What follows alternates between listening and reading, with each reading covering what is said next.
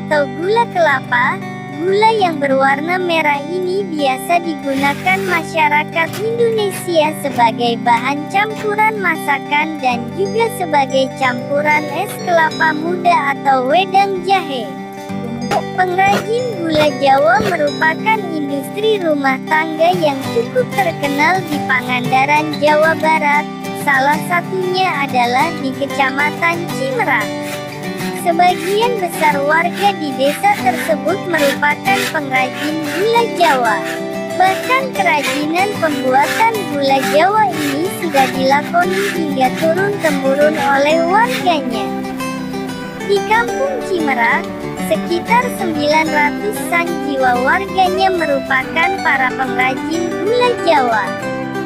Gula Jawa yang diproduksi di Pangandaran ini sudah terkenal asli manisnya, berwarna coklat dan keras, bahkan setelah lama disimpan. Namun, tidak mudah untuk membuat gula Jawa ini. Proses panjang pengolahan gula Jawa ini cukup melelahkan.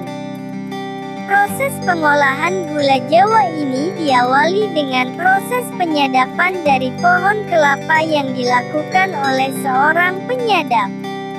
Profesi penyadap merupakan seorang dari lingkaran industri gula kelapa yang paling dulu.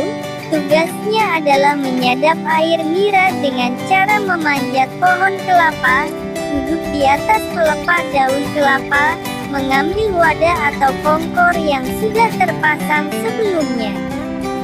Kemudian menyayat bunga kelapa dengan sayatan baru, agar keluar air niranya dan kembali memasang wadah kosong yang sebelumnya sudah dicampur dengan air dari kulit manggis dan air kapur gamping untuk menampung air nira, yang fungsinya jika gula sudah dicetak hasilnya menjadi keras dan tahan lama.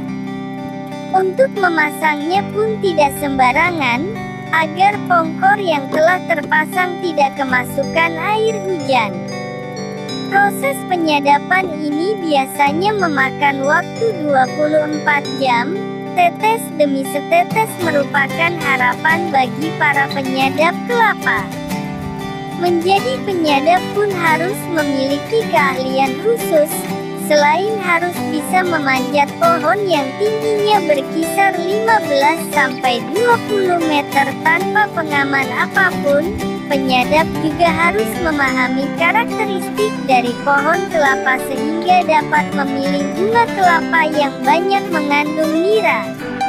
Rata-rata mereka harus menyadap 30-40 pohon kelapa, jadi dalam sehari mereka harus memanjat sekitar 60-80 kali. Ada 30 pohon yang Jaka sadap. Jadi dalam sehari 60 kali saya naik pohon kelapa pagi dan sore. Dari 30 pohon tersebut, air nira yang sudah diolah menjadi gula Jawa, Jaka bisa memperoleh hasil kurang lebih sekitar 10 kg gula Jawa. Gula tersebut akan dihargai oleh pengepul sekitar Rp11.000-Rp12.000 per kilogram.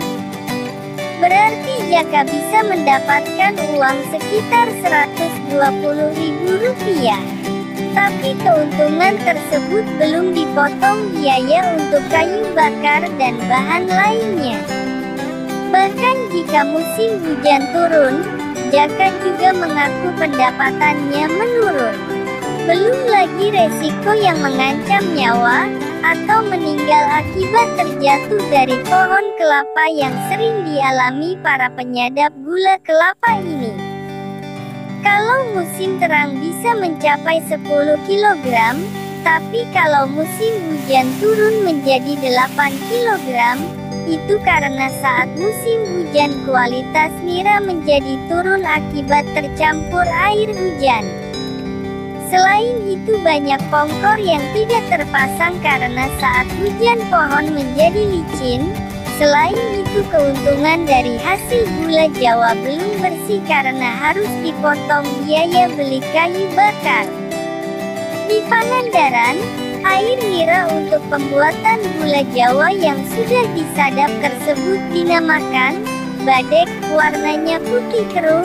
Air badek tersebut dapat diminum langsung atau difermentasikan menjadi tuak yang mengandung alkohol.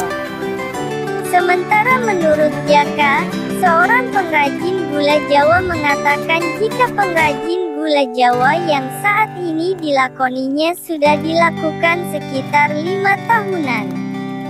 Dia menekuni profesi ini karena pekerjaan merupakan seorang penyadap kelapa dan sudah menjadi mata pencahariannya sehari-hari.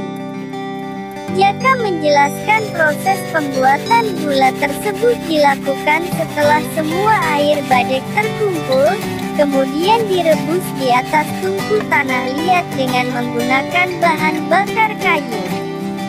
Setelah mendidih dalam proses perebusan, lama-kelamaan air rebusan badek akan mengental dan berubah menjadi kecoklatan. Lama memasak sekitar 3-5 jam, tergantung kadar airnya. Jaka mengatakan, jika sudah cukup mengental, badek diangkat dari tungku lalu diaduk terus hingga makin mengental dan siap dicetak.